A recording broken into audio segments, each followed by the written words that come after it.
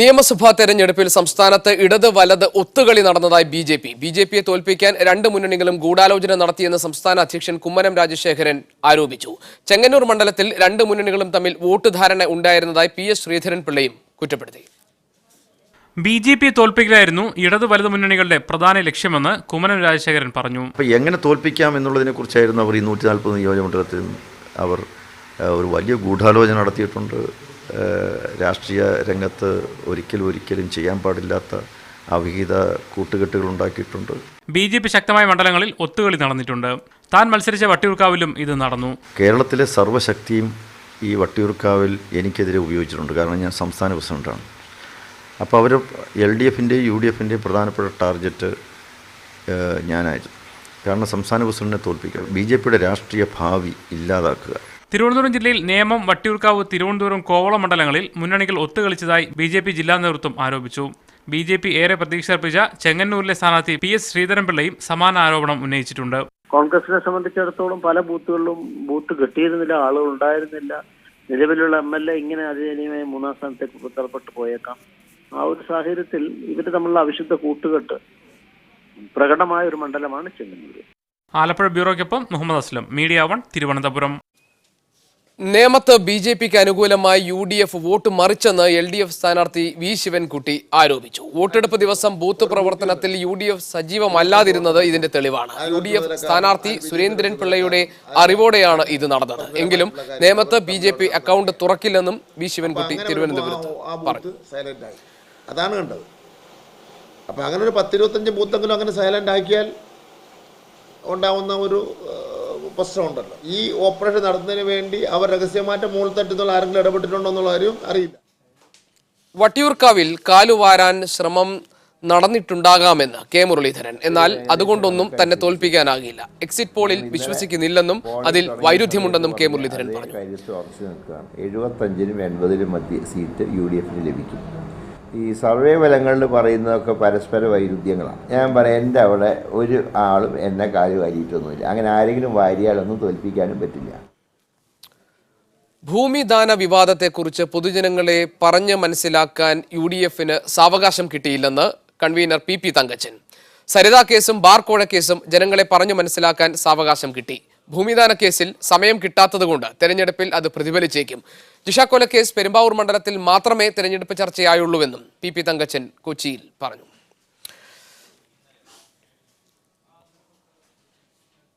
വോട്ടു മറിച്ചു എന്ന ആരോപണത്തെ എങ്ങനെയാണ് നമ്മൾ മനസ്സിലാക്കേണ്ടത്? CPM-നെ പ്രതിനിധീകരിച്ച് P ഷിജു ഖാൻ ഉണ്ട് ഈ ചർച്ചയിൽ പങ്കെടുക്കാൻ. കോൺഗ്രസിനെ ശ്രീ A ഷുക്കൂർ ആലപ്പുഴ ബ്യൂറോയിൽ, രാഷ്ട്രീയ നിരീക്ഷകൻ അഡ്വക്കേറ്റ് ജയശങ്കർ കൊച്ചിയിൽ, BJPയുടെ B രാധാകൃഷ്ണ മേനോൻ കോട്ടയത്തും. അഡ്വക്കേറ്റ് ജയശങ്കർ, ഞാൻ താങ്കളിലേക്ക് തിരിച്ചു വരാം. ആദ്യം ഞാൻ BJPയുടെ B രാധാകൃഷ്ണ മേനോനിലേക്ക് പോകട്ടെ. ശ്രീ രാധാകൃഷ്ണ മേനോൻ, ഈ തെരഞ്ഞെടുപ്പിന്റെ പ്രചാരണ വേളയിൽ ഏറ്റവും അധികം പഴി കേട്ട പാർട്ടിയാണ് താങ്കളുടേത്. നിങ്ങളുടെ വോട്ട് ആർക്ക് പോകുന്നു എന്നതായിരുന്നു ഈ തെരഞ്ഞെടുപ്പിന്റെ പ്രചാരണ ഘട്ടത്തിൽ ഇരു മുന്നണികളും പരസ്പരം ഉയർത്തിയിരുന്ന പ്രധാനപ്പെട്ട വിഷയങ്ങളിൽ ഒന്ന്. പക്ഷേ തെരഞ്ഞെടുപ്പ് കഴിഞ്ഞ് വോട്ടെടുപ്പിന് മണിക്കൂറുകൾ മാത്രം ബാക്കിയുള്ളപ്പോൾ നിങ്ങൾ പറയുന്നു BJPയെ ഇല്ലാതാക്കാൻ, BJPയുടെ രാഷ്ട്രീയ ഭാവിയെ നശിപ്പിക്കാൻ വേണ്ടി UDFും LDFും കൈകോർത്തു എന്ന്. എന്താണ് ഈ ആരോപണത്തിന്റെ അടിസ്ഥാനം? എന്താണ് അതിന് നിങ്ങൾക്ക് നിരത്താൻ കഴിയുന്ന ന്യായങ്ങൾ, യുക്തിസഹമായത്? അല്ല, ഈ തെരഞ്ഞെടുപ്പിൽ കേരളത്തിൽ BJP അക്കൗണ്ട് തുറക്കരുത്, അല്ലെങ്കിൽ BJPക്ക് MLA-മാർ ഉണ്ടാവരുത് എന്നുള്ള അജണ്ടയാണ് ഇരു മുന്നണികളും പ്രധാനമായും മുന്നോട്ട് വെച്ചിരുന്നത് എന്നുള്ളതൊരു യാഥാർത്ഥ്യമാണ്. അപ്പൊ അവരിരുവരും പരസ്പരം മത്സരിക്കുന്നു എന്ന് പറയുകയും എന്നാൽ അതേസമയം അവർക്ക് യോജിക്കാവുന്ന ഒരു മേഖലയായി BJPയോടുള്ള എതിർപ്പ് അവര് അവതരിപ്പിക്കുകയും ചെയ്തു. അതൊരു യാഥാർത്ഥ്യമാണ്. അപ്പോൾ ഡൽഹിയിൽ AK ആന്റണിയും സോണിയാഗാന്ധിയും ഒപ്പം യെച്ചൂരിയും ഇവരെല്ലാം ഒരുമിച്ച് പശ്ചിമ ബംഗാളിന്റെ കാര്യത്തിൽ വളരെ ഒരുമിച്ചുള്ള പ്രവർത്തനങ്ങൾ ആസൂത്രണം ചെയ്തിട്ടുള്ളതാണ്. അതേ ആളുകൾ തന്നെ കേരളത്തിന്റെ കാര്യത്തിലും ചില തീരുമാനങ്ങൾ എടുത്തിരുന്നു എന്നാണ് നമുക്ക് മനസ്സിലാക്കാൻ കഴിയും. അതാണ് ആന്റണി ഇവിടെ വന്ന് ഒരു കാരണവശാലും BJP വരരുത് എന്ന് പരസ്യമായി ഒരു പ്രഖ്യാപനം നടത്തുകയും ആ നിലയ്ക്കുള്ള പ്രവർത്തനങ്ങൾ, അതിനുവേണ്ടിയുള്ള ആസൂത്രണം, ഇതെല്ലാം അവർ താഴെത്തട്ടിലെ അവരുടെ അണികളെ കൊണ്ട് ഈ പ്രാവശ്യം ചെയ്യിച്ചു എന്നുള്ളത് യാഥാർത്ഥ്യമാണ്. ഇതിൽ അവർക്ക് രണ്ട് കാര്യം. ഒന്ന്, വരാൻ പോകുന്ന കാലഘട്ടത്തിൽ ദേശീയ രാഷ്ട്രീയത്തിൽ ഇന്നുണ്ടായിരിക്കുന്ന ആ രാഷ്ട്രീയ മാറ്റം കേരളത്തിൽ അക്ഷരാർത്ഥത്തിൽ പ്രതിഫലിക്കാൻ പോവുകയാണ്. ഈ തെരഞ്ഞെടുപ്പിൽ BJP ഉജ്ജ്വലമായ മുന്നേറ്റം, NDA ഉജ്ജ്വലമായ ഒരു മുന്നേറ്റം നടത്തുന്നു. ആ NDAക്ക് ഇന്നലെ നാളിതുവരെ ഇവരെ കൽപ്പിച്ച അസ്പൃശ്യത, ആ അസ്പൃശ്യത ഒഴിവായിക്കൊണ്ട് കേരളീയ സമൂഹം NDAയെ സ്വീകരിക്കുന്ന ഒരു തെരഞ്ഞെടുപ്പായി ഈ തെരഞ്ഞെടുപ്പ് വന്നിരിക്കുന്നു. അപ്പൊ ഈ തെരഞ്ഞെടുപ്പിൽ BJPയെ മുന്നോട്ട് വിടാതിരിക്കാനുള്ള ഒരു പരിശ്രമം കൂട്ടായി നടത്തിക്കൊണ്ട് അത് അവർക്ക് അങ്ങനെ ഒരു പരിശ്രമം നേതൃതലത്തിൽ നടത്തുമ്പോൾ തന്നെ അവരുടെ അണികളെ കൂടി അതിനായി പാകപ്പെടുത്തുന്ന പ്രക്രിയയാണ് കമ്മ്യൂണിസ്റ്റ് പാർട്ടിയും കോൺഗ്രസും ഇപ്രാവശ്യം ചെയ്തത്. കാരണം ബംഗാളിലെ അവരുടെ ആ ഐക്യം ഭാവിയിൽ കേരളത്തിലും യാഥാർത്ഥ്യമാക്കണം എന്ന അവർ തത്വത്തിൽ അംഗീകരിച്ചു കഴിഞ്ഞിരിക്കുന്നു. അപ്പൊ അവരുടെ പ്രവർത്തകരെ BJPക്കെതിരെ എന്നുള്ള ഒരു നിലയിൽ ഒരു പ്രചരണം കൊടുത്തുകൊണ്ട് അതിന് മാനസികമായി തയ്യാറാക്കി അവരെ ഒരുമിപ്പിച്ചു കൊണ്ടു തന്നെയുള്ള പ്രവർത്തനമാണ് ഈ പ്രാവശ്യം ഇടതു വലതു മുന്നണികൾ ഒരുമിച്ച് ഇവിടെ നടത്തിയിട്ടുള്ളത് എന്നാണ് ഞങ്ങൾക്ക് ലഭിക്കുന്ന കൃത്യമായ വിവരം.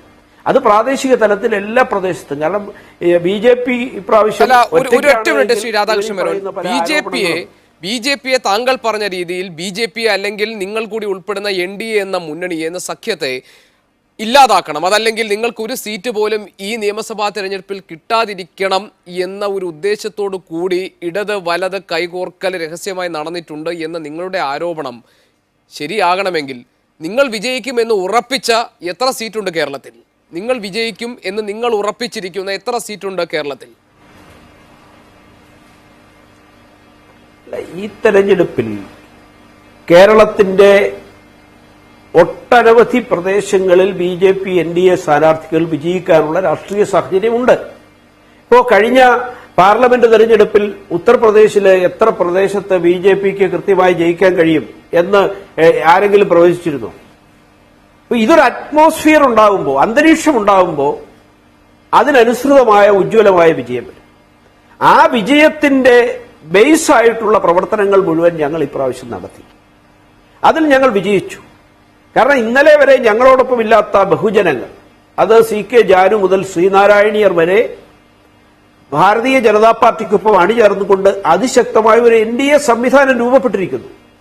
ഇപ്പൊ ഞാൻ കോട്ടയത്ത് ഇരുന്നുകൊണ്ടാണ് സംസാരിക്കുന്നത്. കോട്ടയത്തെ മൂവാറ്റുപുഴ പാർലമെന്റ് മണ്ഡലത്തിൽ കഴിഞ്ഞ കാലത്ത് ശക്തമായ NDAയുടെ സാന്നിധ്യമുണ്ടായപ്പോൾ PC തോമസ് വിജയിച്ച ചരിത്രമുണ്ട്. അപ്പോ ഒരു ബദലായി, ഇരു മുന്നണിക്കും ബദലായി ശക്തമായി ഒരു NDAയെ അവതരിപ്പിക്കാൻ സാധിച്ചതോടുകൂടി ഇരു മുന്നണിക്കും അത് ഭീഷണിയായി മാറി. അവർ കരുതുന്നത് ഈ NDA വിജയിക്കുന്നതോടുകൂടി, BJP വിജയിക്കുന്നതോടുകൂടി അവർ കാലങ്ങളായി മാറി മാറി നടത്തുന്ന ഈ കൊള്ളയും ഈ കേരളത്തിന്റെ ഭരണവും അവർക്കിനി ഒരിക്കലും ലഭിക്കാൻ പോകുന്നില്ല എന്നുള്ള യാഥാർത്ഥ്യം അവർ തിരിച്ചറിയുന്നു. ഞാനിന്ന് ഇടപെടുകയാണ്. ആ തിരിച്ചറിവിൽ നിന്ന് ശ്രീ ഷിജു ഖാൻ, ഈ തെരഞ്ഞെടുപ്പിന്റെ പ്രചാരണ വേളയിൽ നിങ്ങൾ എപ്പോഴും ആരോപിച്ചിരുന്നതാണല്ലോ UDF-ലെ ഒരു വിഭാഗത്തിന് BJP-യുമായി ഒരു രഹസ്യ കൂട്ടുകെട്ടുണ്ടെന്ന്. കുട്ടനാട്ടിൽ ഉമ്മൻചാണ്ടി നടത്തിയ പ്രസംഗം അതിന്റെ സൂചനയാണ് എന്ന് നിങ്ങൾ പറഞ്ഞു. ഇപ്പോൾ നിങ്ങൾ ഉന്നയിച്ച അതേ ആരോപണത്തിന്റെ ശരങ്ങൾ നിങ്ങൾക്ക് നേരെ വരികയാണ്. ഉദാഹരണത്തിന് ഇപ്പോൾ വട്ടിയൂർക്കാവ് നിയമം, ഇവിടെ ഒരു ക്രോസ് വോട്ടിംഗ് നടന്നു. ഒരിടത്ത് നിങ്ങൾ UDF-ന്റെ സഹായം വാങ്ങി, മറ്റൊരിടത്ത് നിങ്ങൾ UDF-ന് സഹായം നൽകി. ഇതാണ് BJP ഉന്നയിക്കുന്ന ആരോപണം.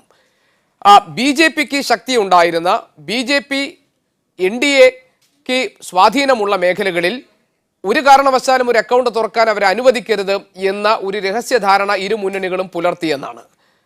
എന്താണ് പ്രതികരണം? ഇടതുപക്ഷ ജനാധിപത്യ മുന്നണി UDF-ഉമായിട്ടൊന്നും ഒരു ധാരണയും ഈ വിഷയത്തിൽ ഉണ്ടാക്കിയിട്ടില്ല. വർഗീയതയ്ക്കും അഴിമതിക്കുമെതിരായിട്ടുള്ള അതിശക്തമായ ഒരു രാഷ്ട്രീയ പോരാട്ടമായിട്ടാണ് ഇടതുപക്ഷ ജനാധിപത്യ മുന്നണിയുടെ നേതൃനിരയിലും അതിൻ്റെ പ്രവർത്തകർ വരെയുള്ള എല്ലാ തലത്തിലും ഈ തെരഞ്ഞെടുപ്പിനെ നോക്കിക്കണ്ടിട്ടുള്ളത്.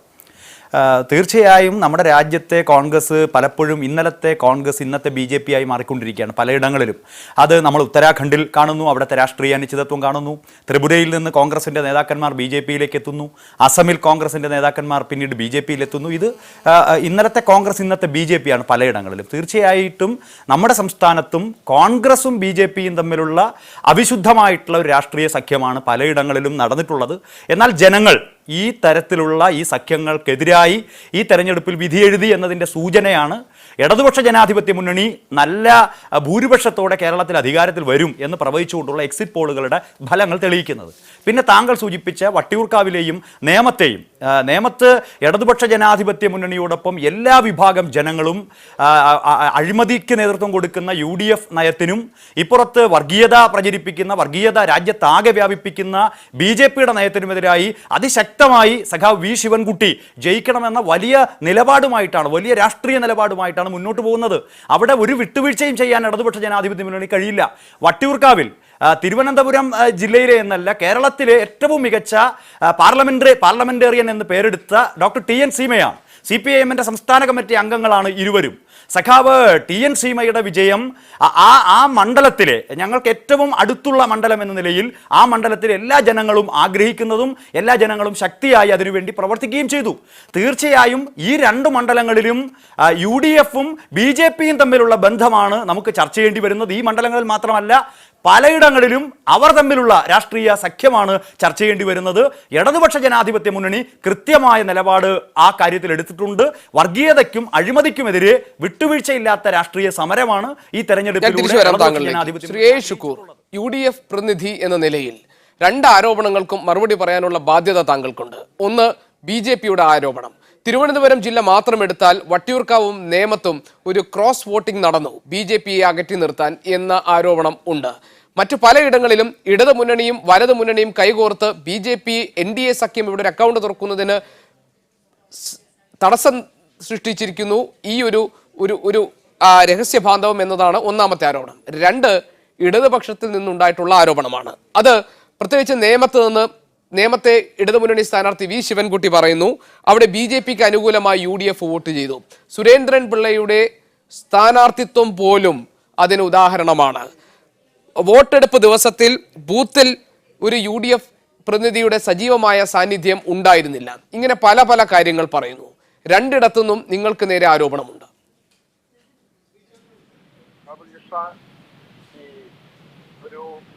ശ്രീ ശുക്കൂർ, അടിസ്ഥാനത്തിലുള്ള ചർച്ചയാണ് നമ്മുടെ ഇവിടെ ഇപ്പോൾ നടന്നുകൊണ്ടിരിക്കുന്നത്. അപ്പോൾ ഞാൻ മനസ്സിലാക്കുന്ന ഈ എക്സിറ്റ് പോൾ എത്രമാത്രം ശരിയാകുന്നു എന്നുള്ളത് കൂടി മനസ്സിലാക്കിയിട്ട് വേണമായിരുന്നു ഈ ചർച്ച. എന്തായാലും അതിന്റെ അടിസ്ഥാനത്തിലാകാമായിരുന്നു. ഇപ്പോ ഊഹാപോഹങ്ങൾ വെച്ച് നടക്കാൻ സാധ്യതയില്ലാത്ത എക്സിറ്റ് പോളിന്റെ ഫലം, കാരണം ഈ എക്സിറ്റ് പോളുകളെല്ലാം കഴിഞ്ഞ കുറെ നാളുകളായി വർഷങ്ങളായി പലപ്പോഴും തെറ്റിക്കൊണ്ടിരിക്കുന്ന അവസ്ഥയാണ് നമ്മുടെ സംസ്ഥാനത്ത് ഉണ്ടായിരുന്നത്. പലപ്പോഴും നമ്മുടെ രാജ്യത്ത് ബീഹാറിലെ തെരഞ്ഞെടുപ്പിന്റെ എക്സിറ്റ് പോൾ ഫലം എന്തായിരുന്നു, തെരഞ്ഞെടുപ്പ് ഫലം എന്തായിരുന്നു, അതുപോലെയല്ല. ഞാൻ ഇതിലേക്ക് വരട്ടെ. അതായത് ഇപ്പോൾ CPM-ന്റെ ഭാഗത്ത് എന്ന് പറയുന്നത് ഏതായാലും UDF മുന്നണി പുറകിലോട്ട് പോവുകയും BJP-യുമായി ഏതോ ഉദാഹരണം. എന്നാൽ BJP പറയുന്നത് തിരിച്ചു. അതായത് സത്യാവസ്ഥ നമ്മൾ മനസ്സിലാക്കാൻ പോവുകയാണ്. ഞാൻ ഇപ്പോഴേ പറയാൻ ആഗ്രഹിക്കുന്നു, CPM-ന്റെ വോട്ട് ഷെയർ എത്രമാത്രം ഉണ്ട് എന്നുള്ളത് സംബന്ധിച്ചും ഇപ്പോൾ CPM-ന്റെ വോട്ട് ഷെയറിൽ നിന്ന് വോട്ട് പോകുകയോ അല്ലെങ്കിൽ വോട്ട് CPM-ന് കൂടുകയോ ചെയ്താൽ അത് UDF-ന്റെ വോട്ട് ഷെയറിൽ പഴയതുപോലെ തന്നെ വരികയും എന്നാൽ BJP-യുടേതും BDJS-ന്റെയും കുറയുകയും ചെയ്താൽ ആ വോട്ട് എങ്ങോട്ട് പോയി എന്നുള്ളത് പകൽ പോലെ വ്യക്തമല്ലേ? അപ്പോൾ ഞങ്ങൾ മനസ്സിലാക്കുന്നത് BDJS വഴി BJP CPM-മായി ചിലയിടങ്ങളിൽ അവിഹിത ബന്ധമുണ്ടാക്കിയിട്ടുണ്ട്. ഉദാഹരണത്തിന് ആലപ്പുഴ അതിൻ്റെ ഉദാഹരണമാണ്. ആലപ്പുഴ അമ്പലപ്പുഴ സീറ്റുകളിൽ CPM-നെ സഹായിക്കുന്ന നിലപാട് BDJS BJP എടുക്കുന്നു. നമുക്ക് വോട്ടിംഗ് പാറ്റേൺ ഇപ്പോൾ തെരഞ്ഞെടുപ്പ് മറ്റന്നാളത്തെ ഫലം പുറത്തു വരുമ്പോൾ മനസ്സിലാകും. അതിൽ നിന്ന് അതിന് പകരം കുട്ടനാട് അവർ സഹായിക്കുകയാണ്. ആരെ സഹായിക്കുന്നു? BDJSനെ CPM സഹായിക്കുകയാണ്. അവിടുത്തെ വോട്ടിംഗ് ആ പാറ്റേണിന്റെ അടിസ്ഥാനത്തിൽ നമുക്ക് യഥാർത്ഥ ചിത്രം 19-ാം തീയതി മനസ്സിലാകുമ്പോൾ ഇതെല്ലാം പുറത്തു വരും. എന്തിനാണ് ഇപ്പോഴേ അത്തരത്തിൽ ഉണ്ട് എന്ന് പറഞ്ഞ് അല്ലെങ്കിൽ പ്രതിക്കൂട്ടിൽ UDFനെ നിർത്താൻ അത് രണ്ടുപേരും പരിശ്രമിക്കുകയാണ്. ഞങ്ങൾക്ക് എന്തായാലും ഞങ്ങൾ ചില പ്രദേശങ്ങളിൽ കോൺഗ്രസ് UDF BJPയുമായിട്ടായിരുന്നു മത്സരം. കാസർഗോഡ് ജില്ല ഉദാഹരണമാണ്, കുട്ടനാട് ഉദാഹരണമാണ്. എന്നാൽ ചില സ്ഥലങ്ങളിൽ ഞങ്ങൾക്ക് ചില അതായത് ഇവർ പറയുന്നത് പോലെ ഞങ്ങൾ 3-ാം സ്ഥാനത്ത് പോയ അനുഭവം മുൻപുണ്ട്. അത് മാറ്റാൻ ഞങ്ങൾ ഇത്തവണ ശ്രമിക്കുകയാണ്. അത് ആത്മാർത്ഥമായി ഇവിടെ പറഞ്ഞല്ലോ, നേമത്തെ സ്ഥാനാർത്ഥി നിർണയം ജനതാദൾ യുണൈറ്റഡിന് കൊടുത്ത സീറ്റാണ്. അവിടെ ശ്രീ സുരേന്ദ്രൻപിള്ള സ്ഥാനാർത്ഥിയാകുന്നത് ഞങ്ങൾക്ക് എന്തുകൊണ്ട് സന്തോഷം തന്നെയാണ്. കാരണം സുരേന്ദ്രൻപിള്ളയെ ജയിപ്പിക്കാനുള്ള ആത്മാർത്ഥമായ പരിശ്രമം കോൺഗ്രസ് നടത്തിയിട്ടുണ്ട്, UDF നടത്തിയിട്ടുണ്ട്. അതിലൊന്നും ഒരു വിട്ടുവീഴ്ചയില്ല. പക്ഷേ പലപ്പോഴും CPM 3-ാം സ്ഥാനത്ത് പോയതുപോലെ കഴിഞ്ഞ പാർലമെന്റ് തെരഞ്ഞെടുപ്പിൽ കാസർഗോഡ് ജില്ലയിൽ പലപ്പോഴും ഞങ്ങൾക്ക് കഴിഞ്ഞ തവണ ഒരു അനുഭവം കൂടെ ഉണ്ടായി. അത് വെച്ച് തെരഞ്ഞെടുപ്പിന്റെ റിസൾട്ട് പുറത്തു വരുന്നതിന് മുമ്പ് ഇത്തരത്തിലുള്ള ഒരു ആരോപണം വേണോ? ഇതാണ് ഞങ്ങളുടെ നിലപാട്. വളരെ വ്യക്തമാണ്. ഫാസിസ്റ്റ് വർഗീയ ശക്തികൾക്കെതിരായ അതിശക്തമായ പോരാട്ടം. ഞങ്ങൾക്ക് അവരുമായി മതേതരത്വത്തെ തകർക്കുന്ന ഒരു നിലപാട്. ഞാൻ ഇടപെടട്ടെ. രാഷ്ട്രീയ നിരീക്ഷകൻ അഡ്വക്കേറ്റ് ജയശങ്കർ ടെലിഫോൺ ലൈനിലുണ്ട്. അഡ്വക്കേറ്റ് ജയശങ്കർ, BJPയുടെ ഭാഗത്ത് നിന്നും ഇത്തവണ ഇടതുപക്ഷവും വലതുപക്ഷവും കൈകോർത്തു. അവർ പരസ്പരം കൂട്ടുനിന്ന് NDAക്ക് ഒരു സീറ്റ് ലഭിക്കാനുള്ള സാധ്യതകളെ ഇല്ലാതാക്കാൻ വേണ്ടി പരസ്പരം കൂട്ടുനിന്നു എന്ന ആരോപണം ഉന്നയിച്ചിരിക്കുന്നത് മറ്റാരുമല്ല, BJPയുടെ സംസ്ഥാന അധ്യക്ഷൻ കുമ്മനം രാജശേഖരനാണ്. തിരുവനന്തപുരത്ത് നേമത്തും വട്ടിയൂർക്കാവും ഒരു ക്രോസ് വോട്ടിംഗ് നടന്നിട്ടുണ്ട് എന്ന ആരോപണം വരുന്നു. ചെങ്ങന്നൂരിൽ PS ശ്രീധരൻപിള്ള NDA സ്ഥാനാർത്ഥി തന്നെ പറയുന്നു അദ്ദേഹത്തെ തോൽപ്പിക്കാൻ വേണ്ടി ഒരു രഹസ്യ കൂട്ടുകെട്ടുണ്ടായി എന്ന്.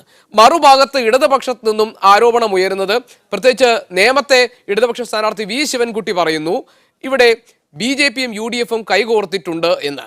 VS അച്യുതാനന്ദൻ പ്രതിപക്ഷ നേതാവ് പറയുന്നത് 100-ൽ പരം സീറ്റ് ഇടതുമുന്നണിയും ഈ തെരഞ്ഞെടുപ്പിൽ പ്രതീക്ഷിക്കുന്നുണ്ട്. അതിൽ താഴെ പോയിട്ടുണ്ടെങ്കിൽ അതിന് കാരണം UDFും BJPയും തമ്മിലുള്ള രഹസ്യ കൂട്ടുകെട്ടാണെന്ന്.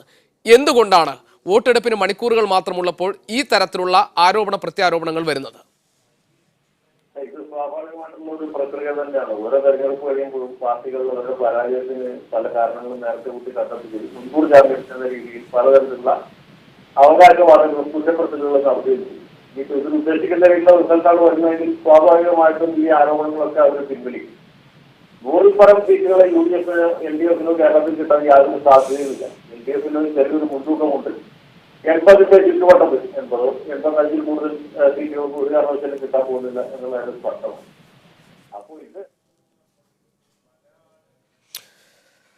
അഡ്വക്കേറ്റ് ജയശങ്കർ, ക്ഷമിക്കണം, താങ്കൾ പറഞ്ഞത് കാര്യങ്ങൾ മുഴുവനായി എനിക്ക് കേൾക്കാൻ സാധിച്ചിട്ടില്ല. ടെലിഫോൺ ലൈനിൽ എന്തോ ചെറിയ ചില തകരാറ് ഉണ്ടായിട്ടുമുണ്ട്. ഞാൻ ആ ടെലിഫോൺ ലൈൻ ഒന്ന് ക്ലിയർ ആക്കാൻ വേണ്ടി പറയാം. ഉടൻ തന്നെ താങ്കളെ റീകണക്ട് ചെയ്യുന്നതുമാണ്. വളരെ ചെറിയൊരു ഇടവേള എടുക്കാം. ഇടവേളയ്ക്ക് ശേഷം നമുക്ക് ഈ ചർച്ചയുടെ 2ാം ഘട്ടത്തിലേക്ക് മടങ്ങി വരാം. അതിഥികൾ ഒപ്പമുണ്ടാകും. A. Shukoor, P. Shiju Khan, advocate Jayashankar, B. Radhakrishna Menon എന്നിവരാണ് ഈ ചർച്ചയിൽ നമ്മളോടൊപ്പം പങ്കെടുക്കുന്നത്. ശ്രീ രാധാകൃഷ്ണ മേനോൻ, ഒരു UDF LDF കൂട്ടുകെട്ടുണ്ടായി NDAയെ അകറ്റി നിർത്താൻ എന്ന ആരോപണം ഉന്നയിക്കുന്നതോടെ ഈ തെരഞ്ഞെടുപ്പിൽ നിങ്ങൾക്കൊരു അക്കൗണ്ട് തുറക്കാൻ കഴിയില്ല എന്ന് നിങ്ങൾ സമ്മതിക്കുകയല്ലേ? ഒരിക്കലും അങ്ങനെ സമ്മതിക്കുകയല്ല. ഇവരുടെ ഈ അവിശുദ്ധ കൂട്ടുകെട്ടിനെ അതിജീവിച്ചുകൊണ്ട് BJP ഒട്ടനവധി സീറ്റുകൾ കേരളത്തിൽ നേടാൻ പോവുകയാണ്. അക്കാര്യത്തിൽ ഒരു സംശയവും വേണ്ട. ഇപ്പോൾ കഴിഞ്ഞ ദിവസത്തെ എക്സിറ്റ് പോളിന്റെ സൂചനകൾ വെച്ചിട്ട് പല വിലയിരുത്തലും വരുന്നുണ്ടാവും. പക്ഷെ ഒരു വസ്തുതയുള്ളത്, ഇടതുപക്ഷ ജനാധിപത്യ മുന്നണി വിജയിക്കും എന്ന് പറയുമ്പോഴും കഴിഞ്ഞ പ്രാവശ്യം ലഭിച്ച വോട്ടുകളുടെ എണ്ണം, വോട്ടുകളുടെ പെർസെന്റേജ് അവർക്ക് ഒരുപക്ഷെ കിട്ടാൻ പോകുന്നില്ല. അതാണ് ആ സൂചനകൾ. അതുപോലെ UDFന്റെ വോട്ട് കുറയുന്നു. ഇവിടെ വോട്ടുകൾ കൂടുതലായി കിട്ടുന്നത് തീർച്ചയായും ഈ തെരഞ്ഞെടുപ്പിൽ NDAയ്ക്കാണ്. അതുകൊണ്ട് തന്നെ ആ വോട്ടിന്റെ വർധനവ് ഒട്ടനവധി പ്രദേശത്ത് BJPയുടെ വിജയം ഉറപ്പുവരുത്തുകയാണ് NDAയുടെ വിജയം. BDJSന്റെയും BJPയുടെയും സ്ഥാനാർത്ഥികൾ അപ്രതീക്ഷിതമായി പല പ്രദേശത്തും വിജയിക്കാൻ പോവുകയാണ്. അപ്പൊ ആ നിലയിലുള്ള ഒരു മുന്നേറ്റം തീർച്ചയായും ഈ തെരഞ്ഞെടുപ്പിൽ പ്രകടമായിരുന്നു. ആ അന്തരീക്ഷമാണ് ഇവരെ യോജിപ്പിക്കാൻ പ്രേരിപ്പിച്ചത്. ഇവരുടെ ഈ അവിശുദ്ധ കൂട്ടുകെട്ടിന് ആന്റണി ഇവിടെ എത്രയും 4-5 ദിവസം ഇത് മാത്രമല്ലേ പറഞ്ഞേ, BJP ഒഴിവാക്കുക, ഇത് മാത്രമല്ലേ ഈ തെരഞ്ഞെടുപ്പിൽ ഇടതും വലതും രണ്ട് മുന്നണിയുടെ ആകെ പ്രചരണം എന്ന് പറയുന്നത് അതായിരുന്നില്ലേ? യഥാർത്ഥത്തിൽ ഈ രാജ്യത്തെ ഈ സംസ്ഥാനത്തെ ബാധിക്കുന്ന 100 പ്രശ്നങ്ങൾ ഉണ്ടായിട്ടും അതിനെയെല്ലാം മാറ്റിവെച്ചുകൊണ്ട് BJP എന്നുള്ള ഒറ്റ അജണ്ടയെ മുൻനിർത്തിക്കൊണ്ട് ഈ തെരഞ്ഞെടുപ്പിനെ കമ്മ്യൂണിസ്റ്റ് പാർട്ടിയും കോൺഗ്രസും നോക്കിക്കാണുകയും അതിനെ ആസൂത്രണം ചെയ്യുകയും ചെയ്തു എന്നുള്ളതാണ് വസ്തുത. ആ വസ്തുതയാണ് ഞങ്ങൾ ജനങ്ങളുടെ മുന്നിൽ ഇപ്പോൾ പറഞ്ഞത്. അത് ജനങ്ങൾക്ക് കൂടുതൽ ബോധ്യം വരേണ്ടതുണ്ട്. കേരള സംസ്ഥാനത്ത് ഇത് മൈനോറിറ്റി ഏതെങ്കിലും ജനവിഭാഗത്തോട് ഇവർക്കുള്ള താല്പര്യമൊന്നുമല്ല.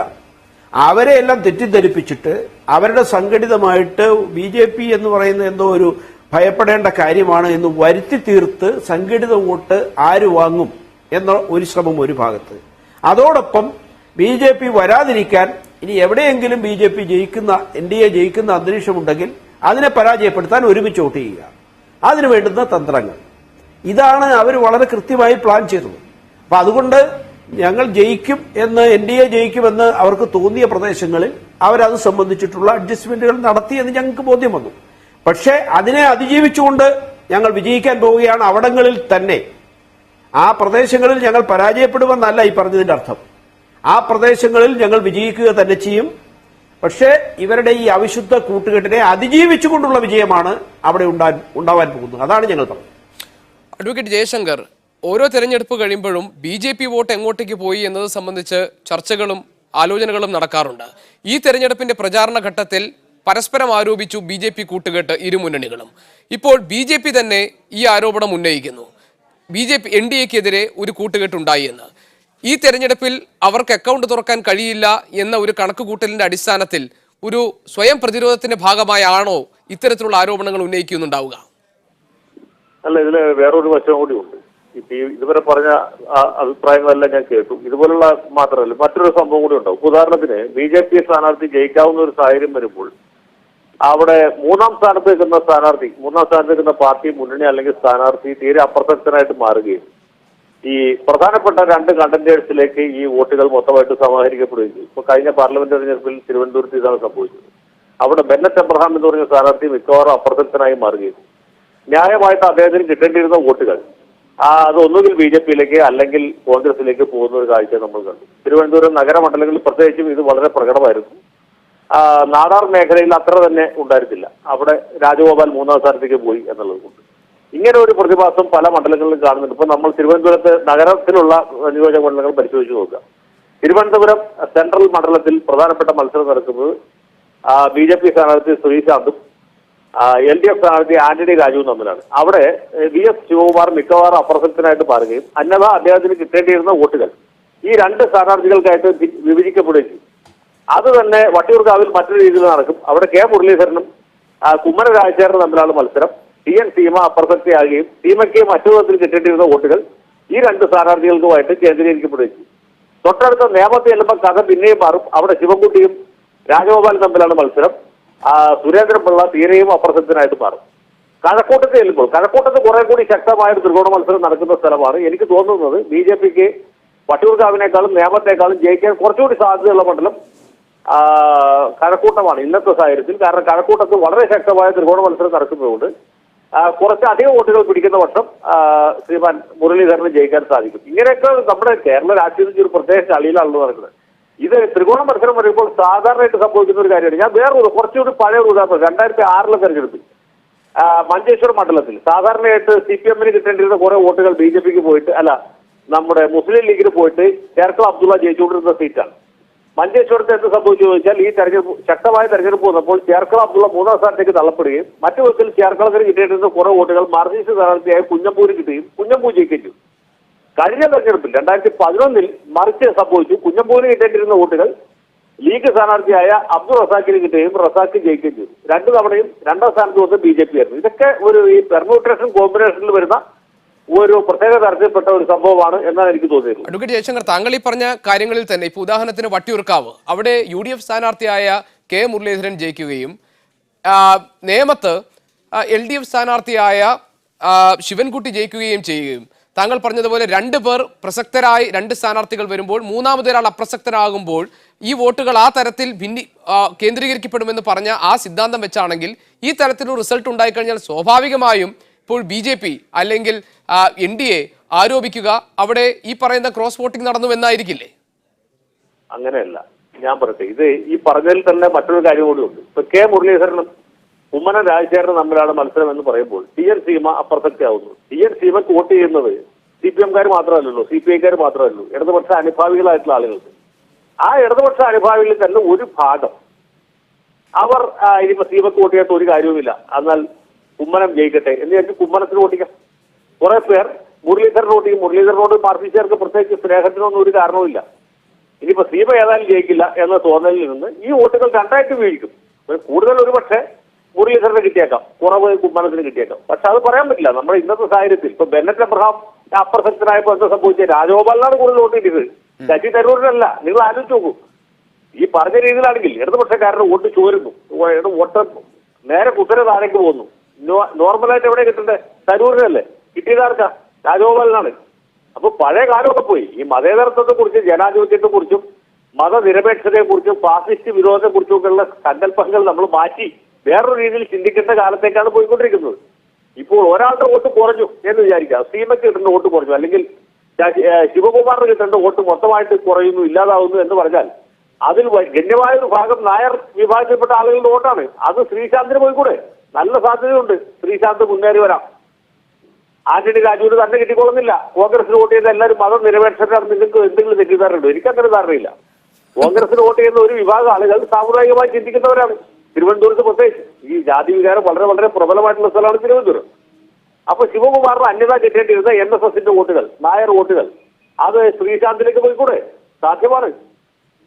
അതുപോലെ തന്നെ വട്ടിയൂർക്കാവിൽ അതുപോലെ നേമത്ത് സുരേന്ദ്രപിള്ളയ്ക്ക് ഇട്ടിരുന്ന വോട്ടുകൾ UDFന്റെ വോട്ടുകളാണ്. അതിൽ നല്ല ഭാഗം നായർ വോട്ടുകളല്ലേ. ആ വോട്ട് തീർച്ചയായിട്ടും രാജഗോപാലിലേക്ക് പോകാം. പിന്നെ രാജഗോപാൽ കുറെ തവണയായിട്ട് മത്സരിച്ച് തോക്കുന്നയാൾ എന്ന രീതിയിലുള്ള സഹതാപം കൂടി അദ്ദേഹത്തെ കുറിച്ചുണ്ട്. ആ രീതിയിൽ സംഭവിക്കാം, കഴക്കൂട്ടത്തിൽ ഇതൊക്കെ തന്നെ സംഭവിക്കാം. അപ്പൊ അതുകൊണ്ട് ഈ തരത്തിലുള്ള ഈ ഊഹോമോഹങ്ങൾ കൊണ്ടൊന്നും നമ്മൾ ഒരു സ്ഥലത്ത് എത്തുകയില്ല. മറ്റന്നാൾ ഇതേക്കുറിച്ച് കുറച്ചുകൂടി അർത്ഥപൂർണമായ രീതിയിൽ നമുക്കൊരു ചർച്ച ജയശങ്കർ, താങ്കൾ ടെലിഫോണിൽ തുടരും. ശ്രീ ശുക്കൂർ, താങ്കൾ എങ്ങനെ വിലയിരുത്തുന്നു ഈ കാര്യങ്ങൾ? ശങ്കർ വക്കീലെ പറഞ്ഞതിൽ ചില കാര്യമുള്ളത്, ഇത് സത്യത്തിൽ ഇങ്ങനെ സംഭവിക്കാറുണ്ട്. ആ സംബന്ധിച്ചുള്ള ഒരു ചർച്ച ഇപ്പോൾ ഈ സർവേയുടെ അല്ലെങ്കിൽ എക്സിറ്റ് പോളിന്റെ അടിസ്ഥാനത്തിൽ നമ്മൾ ചർച്ച നടത്തുന്നത് ശരിയല്ല. ഇത് ചർച്ച നടത്തേണ്ടത് ഇതിന് ശേഷമാണ്. അങ്ങനെ ഒരു ചർച്ച വന്നാൽ ഇതിനകത്ത് ഉള്ള കാര്യങ്ങൾ മനസ്സിലാക്കപ്പെടും. ഒരു തർക്കവും വേണ്ട. മതേതരത്വത്തെ ശക്തിപ്പെടുത്തുന്നതിനും വർഗീയ ഫാസിസ്റ്റ് ശക്തികൾക്കെതിരായുള്ള പോരാട്ടം ശക്തിപ്പെടുത്തുന്നതിനും ഇല്ല എന്ന് പറഞ്ഞില്ല. അപ്പൊ ആ 2 മുന്നണികളിലെയും തെരഞ്ഞെടുപ്പുമായി ബന്ധപ്പെട്ടിട്ടുള്ള പ്രവർത്തനങ്ങളിൽ അവിടെ BJP പറയുന്ന പോലെ ആരോപിച്ചിട്ട് കാര്യമില്ല. എന്നാൽ ഞങ്ങൾക്ക് മറ്റൊരു ആരോപണം BJPക്കെതിരെ ഉണ്ട്. ചിലയിടത്ത് BJP BDJS CPM-ന് വോട്ട് മറിച്ചു കൊടുത്തിട്ടുണ്ട് എന്നുള്ള സംശയം ഞാൻ നേരത്തെ പറഞ്ഞത് നിൽക്കുകയാണ്. അപ്പൊ അതുകൊണ്ട് നമ്മൾ ഇങ്ങനെ ഇപ്പോൾ പറഞ്ഞുകൊണ്ടിരുന്നിട്ട് കാര്യമില്ല.